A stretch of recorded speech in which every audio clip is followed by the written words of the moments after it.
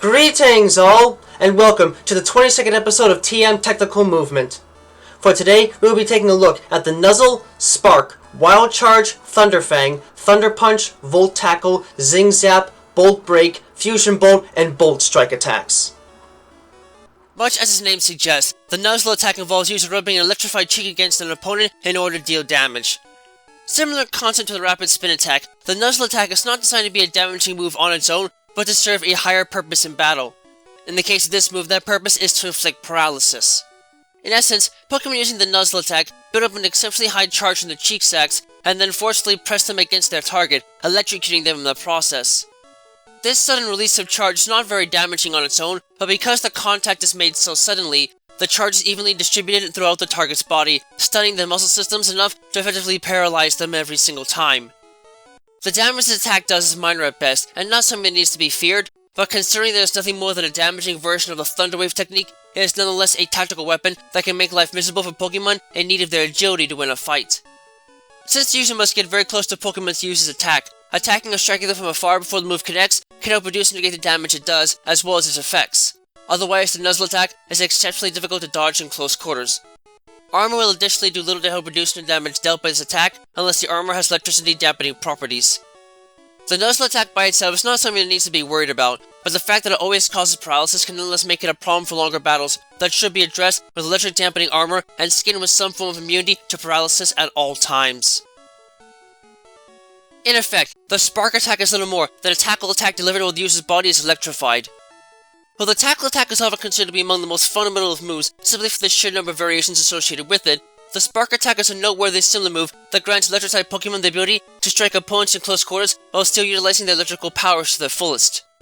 Much as a Flame Wheel attack is a tackle attack delivered while the user is engulfed in a shield of fire, the Spark attack is essentially a tackle attack delivered while the user is generating a massive electrical charge all over their body. As it turns out though, electricity tends to be just as painful when delivered physically as it would be if delivered alone, so the Spark attack is a bit more powerful than other elemental variations. Moreover, coming into direct contact with a target while electrified transfers a considerable amount of electricity to the target's internal frame in the process and effectively paralyzes them about 30% of the time, in turn making the Spark attack a devastating blow against nearly all types of non-ground type opponents at a young age, even though the electricity also seemingly cancels out the effects of items like King's Rocks. It might not have the bang possessed by other electric-type special attacks, but for what it's worth, the Spark attack more than delivers a nasty shock to anything that manages to get in its way. Since the move involves full-body contact while charged with electricity, little else other than natural ground-type shooting is capable of easily preventing damage from the Spark attack, and it is exceptionally difficult to dodge in close quarters. Armor will additionally do little to help reduce the damage dealt by this attack, unless the armor has electricity dampening properties. The Spark attack is a potent move that can certainly deal some decent damage, though certainly not enough to make it completely noteworthy in battle. Even so, its high chance of inflicting paralysis makes the move a potential status hazard as something that should be countered with strong defenses and protects against paralysis if possible. Similar to the Spark attack, the Wild Charge attack is a modified form of the Takedown attack that trades sheer desperation with grim determination and a bit of electricity for flavor. While the Takedown attack itself is often considered to be a classic move among reckless attackers, the Wild Charge attack is a fascinating variation that takes the move obvious downsides and improves upon them immensely. In short, the attack is performed while the user is cloaked in electricity, much like a Spark attack. The only difference is that instead of a simple body blow, the user recklessly charges at an opponent with everything they have, in turn granting the move properties similar to that of the Takedown attack. On one hand, the move has the same base power as its plain variation, and only costs a little bit more stamina to use because of the electricity the user coats itself with before striking. Moreover, the fact that the move is done intentionally and not out of desperation means that it is generally very difficult to dodge, if not impossible in most cases. Unfortunately, because the move is effectively delivered without any concern for the user's well-being, the user cannot fully protect itself against the impact and ends up taking 25% of the damage dealt in the form of direct recoil. It is also noted that the move's reliance on electricity, as only an added bonus, effectively strips it of any chance of actually paralyzing a target. The point of the move is sheer damage alone. Even so, the move is decently powerful and grants electric types the chance to deal considerable physical damage that is otherwise impossible to obtain, a trait that made the move appealing enough for Silphco to release it as TM93 within the 5th through 7th generation lines of TMs, as TR86 in the first line of TRs, and as TM147 in the 9th generation line of TMs, from which it has gained a steady cult following among professional trainers. Since the move involves a full-body contact tackle while charged with electricity, little else other than natural ground-type shooting is capable of easily preventing damage from the Wild Charge attack, and it is exceptionally difficult to dodge in close quarters. Armor will additionally do little to reduce the damage dealt by its attack, unless the armor has electricity dampening properties. The Wild Charge attack is damaging enough to make it a probable move to see in battle, but will likely only find favor among the few electric types with high enough physical strength to make use of it. Even so, the damage the attack can do is fairly high, so everything that can really be done to reduce its effectiveness completely is to hold one's ground with strong defenses and help the opposition ends up taking itself out first from recoil. Much as its name suggests, the Thunder Fang attack involves harshly biting an opponent while the user's sharp teeth or fangs are cloaked in electricity. The Thunder Fang attack is effectively a bite attack that has been slightly altered in order to accommodate the unique properties of elemental energy. In this case, the energy in question is electricity. As such, the Thunder Fang attack is essentially nothing more than a bite attack performed while the user's sharp teeth or fangs are coated in electricity. Unlike most other electric type attacks, the Thunder Fang attack can be used by a fairly wide range of Pokémon because the addition of electricity is merely an extra additive and not the base of the move itself. The addition of this elemental energy, however, does slightly shift the effects of the move and changes overall battle effectiveness. On the one hand, the fact that the move takes a bit of time to prepare and relies more on electricity than sheer biting force to deal damage means that it is slightly inaccurate and only has a 10% chance of causing the opponent to flinch. On the other hand, the addition of electricity also ensures that the move has a 10% chance of inflicting paralysis on the target. This alone can make the Thunder Fang attack a powerful move to use in battle for both damage and disruptive purposes, and it's likely one of the best moves from a strong defensive fighter can have access to in close quarters, which might explain why it's converted into TM66 for Silco's 8th generation line of TMs and TRs, and TM09 in the 9th generation line. Since an opponent must utilize its teeth or fangs to execute a Thunder Fang attack, striking otherwise damaging the mouth and head can help reduce or negate the damage dealt by this attack. If this is not an option, however, extremely agile Pokémon can still dodge the attack in close quarters.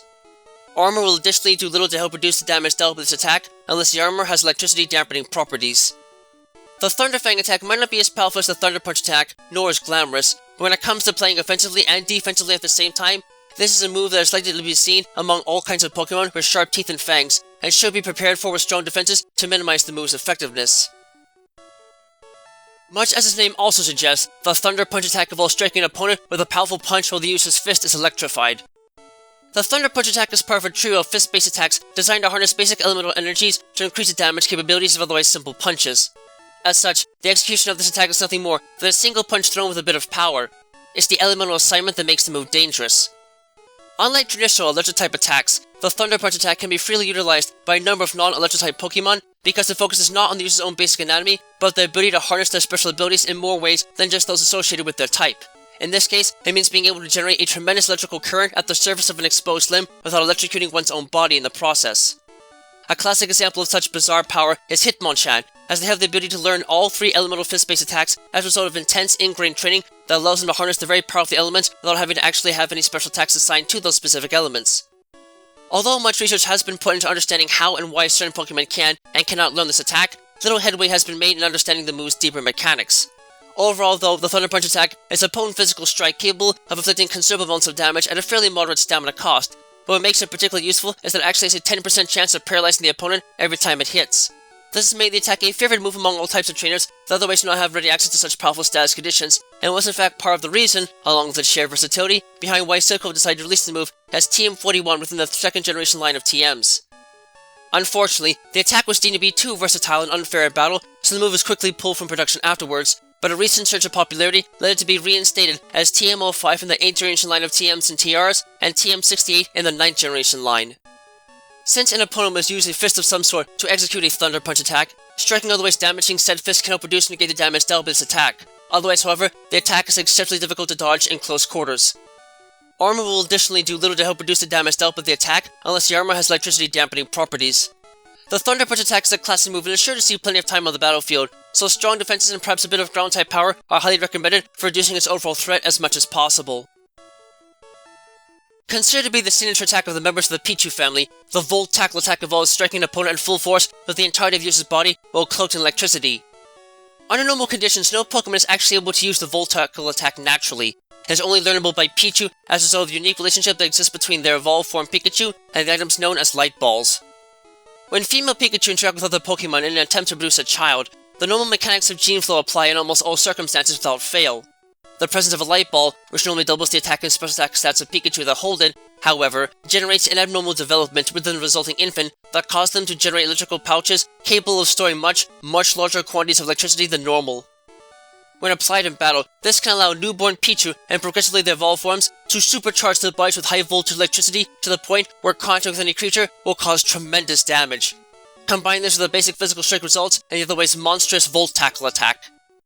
This huge impact is delivered quite recklessly and without any heed for bodily safety, so the move is more than dangerous to the user and will in fact inflict 33.33% of the damage dealt back to the user in the form of recoil.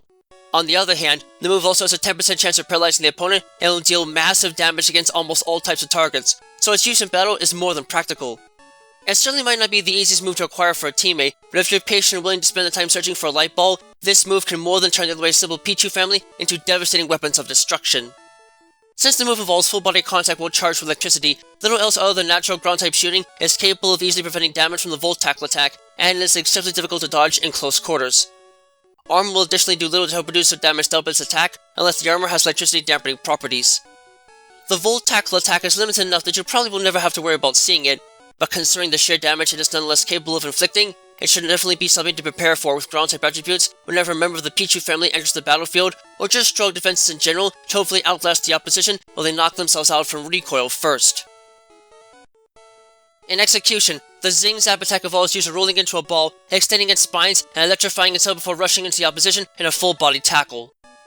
Because their ability to use special attacks is weaker than what they can do with physical attacks, Pokemon like Togedemaru and Pincurchin have had to become clever about how they approach battles in the wild, and this move serves as a solution to the need to rely on electricity as a weapon of survival.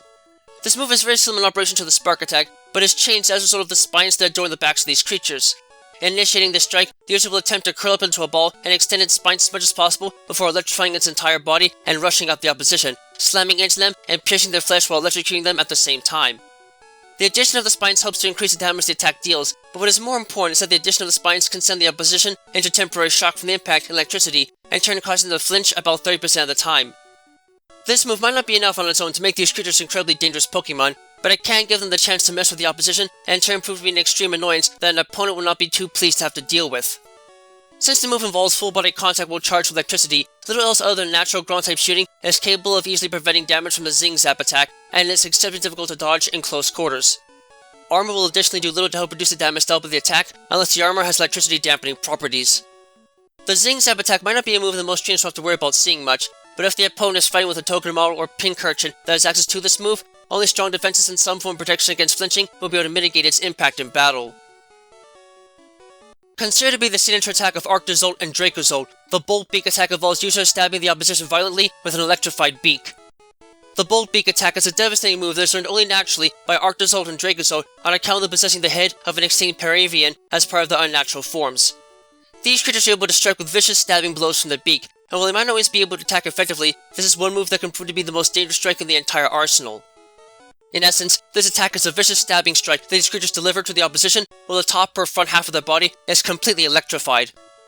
While the attack is considered to be an electric type attack as the move is always delivered while the user is supercharged with electricity, especially on the outer skin, the damage it does ultimately depends on how fast the user of the attack is relative to an opponent. Under normal circumstances, if the user moves after an opponent, the attack is a potent weapon that is slightly weaker than a standard Thunderbolt attack, working as an effective, moderately damaging strike. However, if these creatures act first, they're able to put all of their concentration into attacking and not defending, and will be able to put their initial, violent and vicious natures to good use, striking with extra gusto as they run wild and deliver twice the normal amount of damage, and in turn inflicting severe trauma that can be strong enough to reduce weaker opponents to charred corpses and leave literal holes in their body. This makes the attack a potentially monstrous strike, with a much greater damage potential than a standard Thunder or Zap Cannon attack, and in turn a physical blow that can more than annihilate and knock out anything that it can connect with at full power.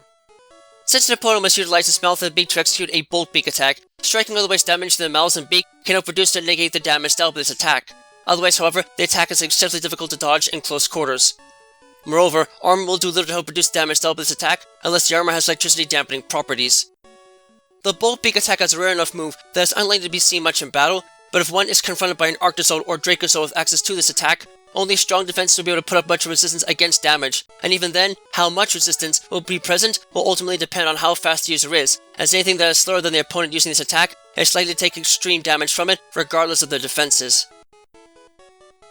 Considered to be one of the signature attacks of Zekrom, though Kyurem can also inherit upon fusing with Zekrom to become Black Kyurem, the Fusion Bolt attack involves users shooting itself in an energy field with the electrical might of an entire thunderstorm before tackling the opponent head-on in a brutal display of power. It is held in Unovan legend that Zekrom and Reshiram were once in fact part of the same deity before the feuding of the sons of the King of Legend forced the Great Dragon under his command to split apart. Oddly enough, the mechanics and name of the fusion bolt attack seem to match legend perfectly. In a fusion bolt attack, the user covers its body with an energy shield holding enough electricity to fuel an entire thunderstorm before forcefully attacking the opposition head-on. Aside from being fairly powerful despite its high stamina cost, and being able to deal damage without direct contact due to the surrounding electrical field being the source of damage, this attack does have one unique feature that could potentially make any battle between Reshiram, Zekrom, and Kyurem far fiercer than one could ever imagine.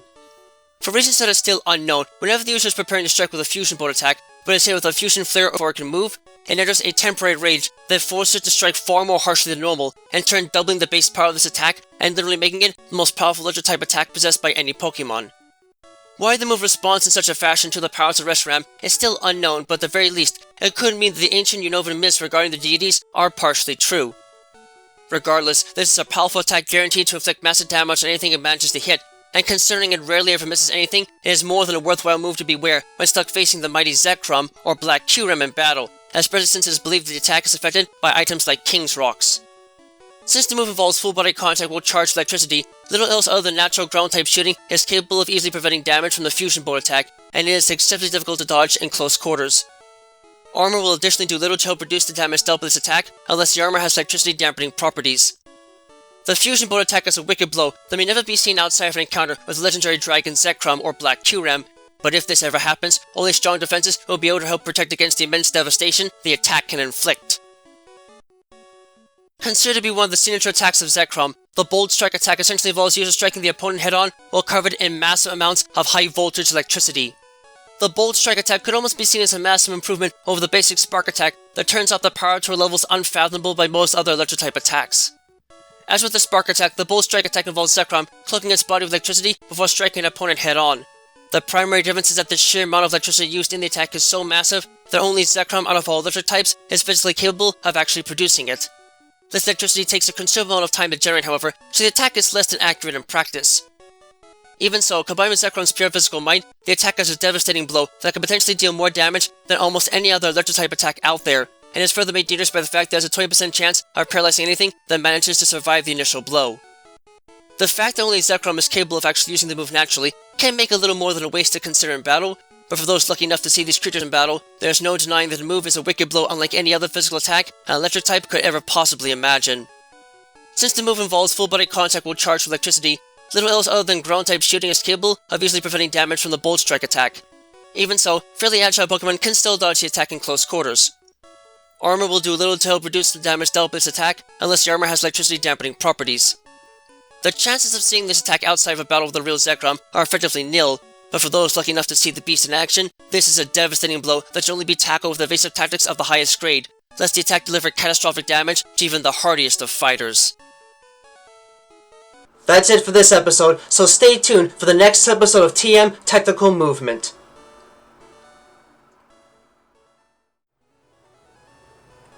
Thank you all for watching this video. It always brings me great joy to see others enjoying the work I do to try and make the world of Pokemon and the fascinating creatures that lay inside of it feel as real as they possibly can. If you really enjoy my work, please feel free to leave a comment and subscribe, as I always do my best to respond to any and all comments that are left on my videos. In addition, if you wish to learn more about my work and help support it, you can find links to my Patreon page, as well as email and other contact information to my work on DeviantArt in the video description down below. Furthermore, you can find a link to my Discord server there as well if you'd like to get a first glimpse at what videos are coming up next and converse with other fans of the world of Pokemon. Thank you for taking the time to watch this, and have a wonderful rest of your day.